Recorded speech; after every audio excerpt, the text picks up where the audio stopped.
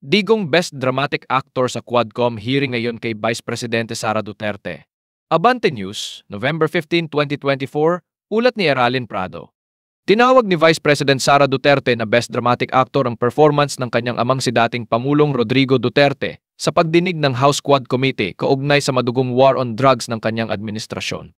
Matatandaang biglang dumating ang Vice Presidente sa pagdinig ng komite noong Miyerkules, Nobyembre 6, 2024. Ayon kay VP Sara, matapos ang pagdinig ay tinanong siya ng kanyang ama kaugnay sa performance umano nito sa committee hearing at sinagot niya na Best Dramatic Actor ka. Hindi na idinetalye ng Vice Presidente kung bakit ganoon ang bansag niya sa kanyang ama, sa halip ay sinabi lamang nitong, "Kayo na lang umintindi kung bakit. Nakita niyo naman sa ginagawa niya eh."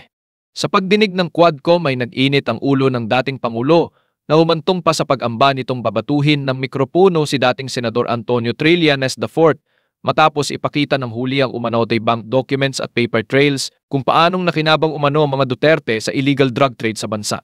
Naghamon pa ang dating Pangulo na handa siyang lumagda ng waiver sa kanyang bank account. Pero kapalit nito ang pagsampal niya kay Trillanes sa harap ng publiko. May pagkakataon din na inambahan ng suntok ni Duterte si dating Senador Leila de Lima na nakaupo sa kanyang tabi. Si Duterte ang nagpakulong kay de Lima dahil sa mga bintang na sangkot umano ito sa kasong illegal drug trade. Kalaunan ay pinawalang sala ng mga hukuman si de Lima sa mga isinampang kaso laban sa kanya. Samantala, nilinaw ni VP Sara na ang pagsugod niya sa Quadcom hearing ay dahil humingi umano ng tulong ang mga kasama ng kanyang ama.